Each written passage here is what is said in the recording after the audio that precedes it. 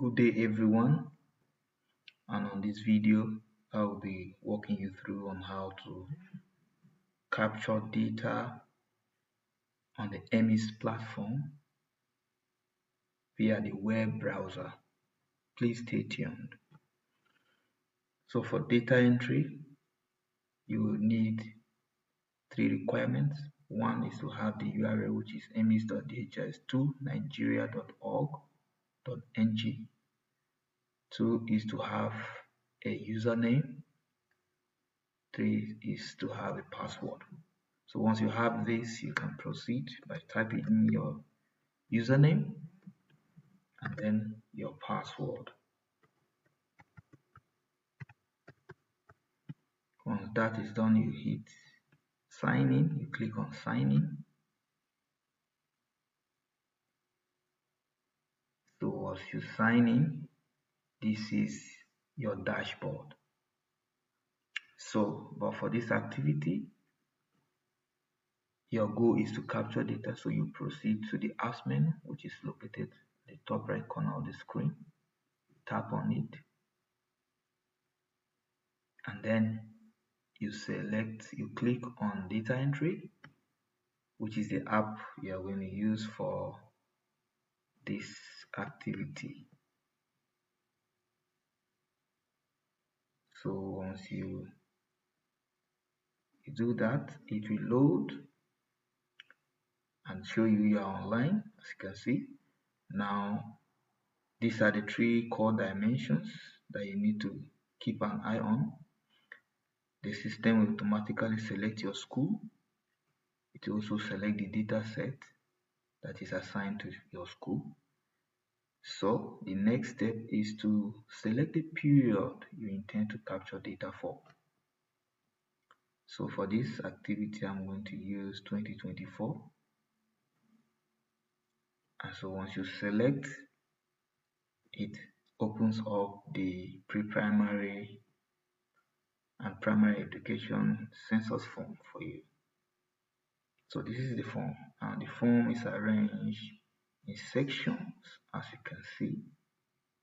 So all you need to do is to tap on each section to navigate through in order to capture your data as required. So from section A to J, you are required to fill all fields within this form. So for data entry, you click on section A and then you go ahead and enter your details. Now for section A, we have two fields here, which is school telephone and email. Go ahead and enter those details, and then you proceed and enter your email. And once you're done, proceed to section B, and then you fill in all the required fields, the necessary fields here, as it is on your source document. Remember, you are interacting with your source document. So before opening this form, you have already filled your source document, your annual school census form, and it is ready for capturing on the system. So you open it and then you pick the information as it is on the source document and populate onto here, as you can see. So here we have some options, some fields that has drop down where you can select. You just need to tap and select the required one, and then you proceed depending on what you have on your source document. And so once you're done with a particular section, you go to the next section by tapping the section on the left panel. Go ahead and key in your necessary information as it is documented on the tool, the annual school census form that you have as a hard copy. So you enter the same information over here.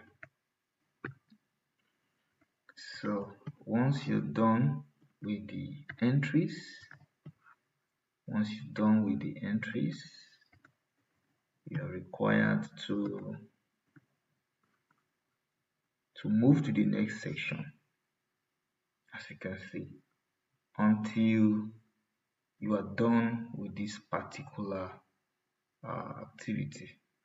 So when you are ready to validate, you scroll down, and then there is a button on the bottom side of the form that enables you to run validation to check if the data you have entered is accurate or not. So you click on run validation.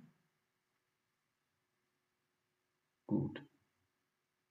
When you click on run validation, for this form, it is saying there's a validation rule that is set here that is saying pre-primary enrollment with birth certificate should be less than or equal to pre-primary enrollment. As you can see, on the left side I have 13, and on the right side I have 11.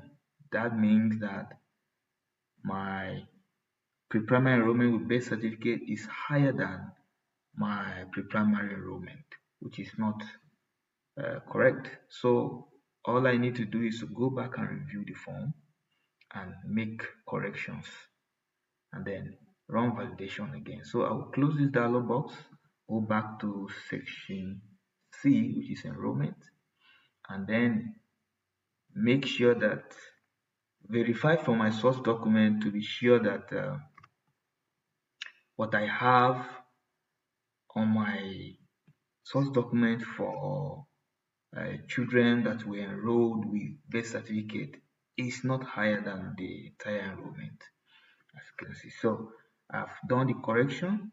I'll go back and then click on run validation again to be sure. Here, as you can see at this point, the system has shown us that the data entry screen successfully passed validation, and this is good. Once you see this screen, that means you are good to go. Your form is okay for completion. So the next step is to click on what? Complete button. Now the system will prompt you saying, are you sure this data set is complete? Then you say okay. And once you say okay, it will push the data to the server. And now you will notice that initially the incomplete button was not active, but now it is active. This means that when you have issues with this form, or you need to correct some other details, you need to come here, open the form and click on incomplete to enable you enter your details. Thanks for listening, and do have a great day.